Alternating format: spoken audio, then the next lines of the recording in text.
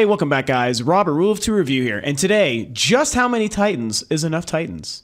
So this is something that I initially thought was going to be just kind of regular news, more information about the upcoming Titanfall, and it actually kind of turned into a bigger news story only in the sense of the fan reaction to this.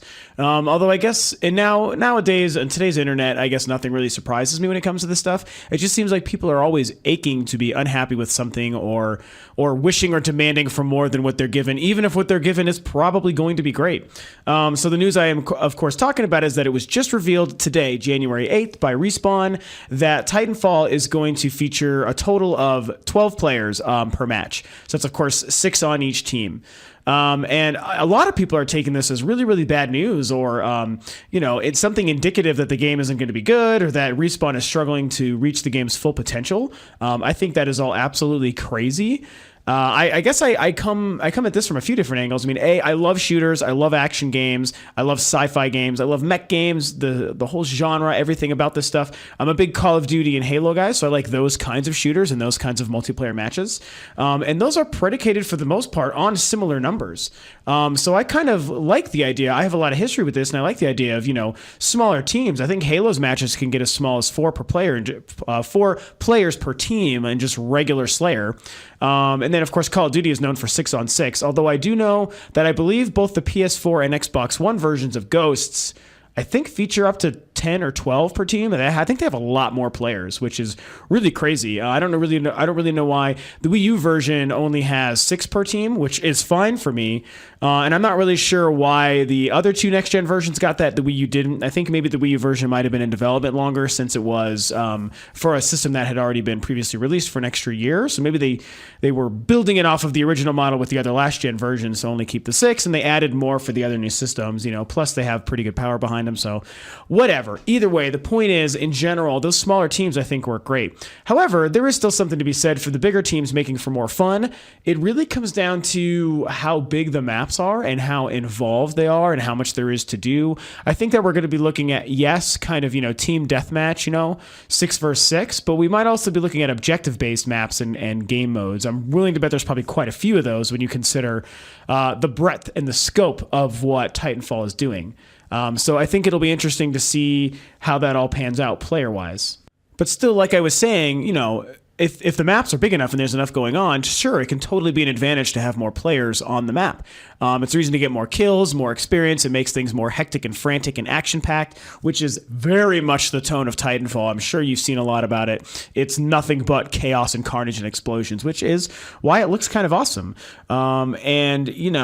Here's the other thing about this, though, is that their response to this is that Titanfall's a unique beast in this respect. The response is that there's so many AI controlled components going on in these matches that 6v6 is what helps keep the game running and the AI operating smoothly.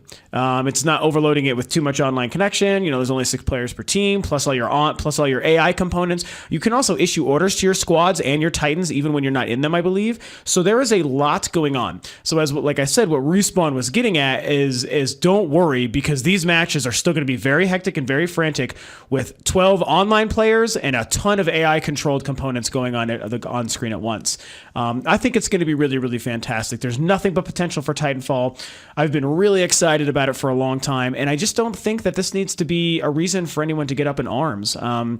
I know that, again, as I hinted at earlier, we live in a world where people are always trying to find something to be unhappy about, and I think that this is a case where, the people who are already fans of Titanfall are excited for Titanfall and already have Xbox Ones and are enjoying it. You could even call them the fanboys, are going to just probably love it and defend it because, and I mean, to a degree I get that because I'm sort of that way with a few things as well, and there's nothing wrong with that.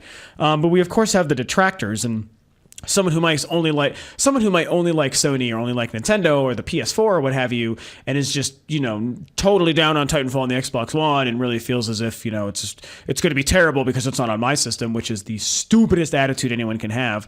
Those are probably the people that are taking this to the extreme and saying, I think that it's bad, the game is not going to be good, 6v6 isn't enough, it's obviously not a next-gen game, and blah blah blah. Well, that's just poppycock, man. I mean, look at the game. It is gorgeous. And when you consider how good it looks, how graphically unbelievable it is to look at, and the fidelity, the textures, everything that's going on, the ability to jump in and out of these mechs. I mean, I think the battlefields are going to be fairly huge. It just seems like there's so much going on. Seems like the frame rate stays rock steady. Considering it's the Respawn guys, a lot of the guys coming over from the Infinity Ward and Call of Duty teams, I mean, that was what they prided themselves on, was 60 frames per second. I don't know if these numbers are out there, so someone can correct me if I'm wrong. I don't know if Titanfall is supposed to be 60 frames per second. Nothing that I've seen from footage looks it. If it is, that's awesome. If not, it's still running smooth enough that I don't really care. I mean, the game runs smooth. And when you look at all the chaos and shit going on, that's going to be really impressive. So there's no reason to, if it's not your game or you're not excited, or you don't like the Xbox, or who gives a shit? If it's not your thing, then who cares? Don't go out of your way to diss it or knock it or say that the game is going to be bad because of something as completely stupid as how many players are available in the match. Sometimes for something like Battlefield, I totally get it. It's nice to have all the players. That's what sells it. That's how those maps are designed.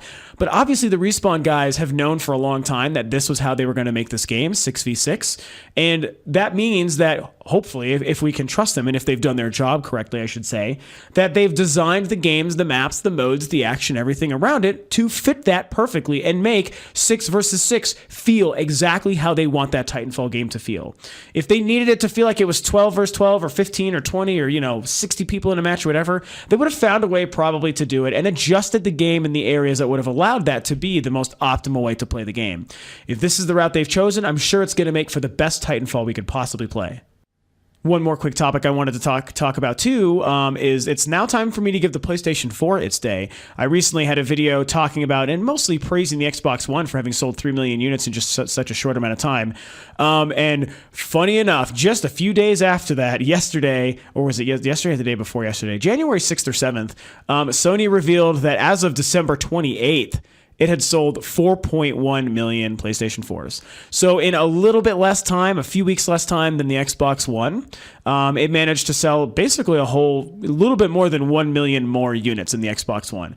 That is freaking impressive. Absolutely unbelievable. Congratulations, Sony. You guys did an amazing job marketing. You've built what seems to be a really good system, regardless of the lack of software, which I've lamented many times. I know it's a really quality machine, and I can't wait for a bunch of really good games to come out, and I cannot wait to own one.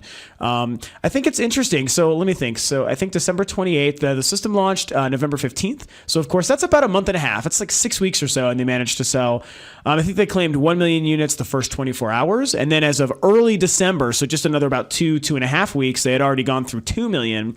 And then it seems through the Christmas season, the last 3 or 4 or so-ish weeks, they sold yet another 2 million, 2.1 million.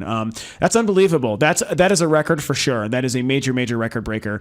When you consider that the Wii U in just over a year has 5.2 million units sold worldwide, in just a month and a half, the PlayStation 4 managed to sell 1 million less than that. It's got 1.1 million to go before it can catch up to that and beat that. And granted, the Wii U is starting to sell really well, which I've talked about before. As a Nintendo fan, I'm very happy about. I'm glad to see it, and it's only probably going to get stronger with so many great games coming.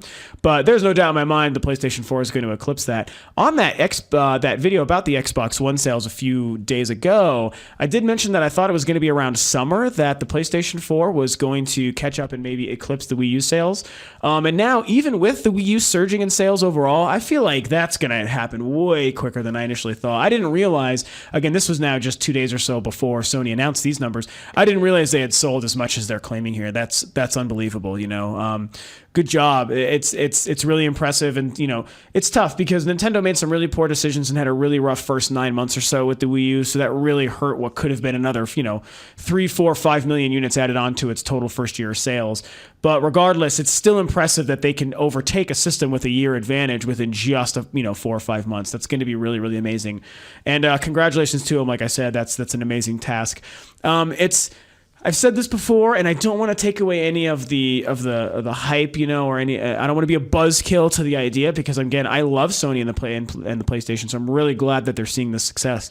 It just seems a little weird because there's nothing to play. They've literally come out with nothing exciting. It's a bunch of multi-platform stuff, a bunch of ports of last-gen stuff, which is always common, so I'm not even blaming them for this, but this is just the nature of the beast. A bunch of last-gen ports, some multi-platform stuff, and 2 kind of okay exclusives, and that's it. And there's been nothing since it launched, really, that's brand new.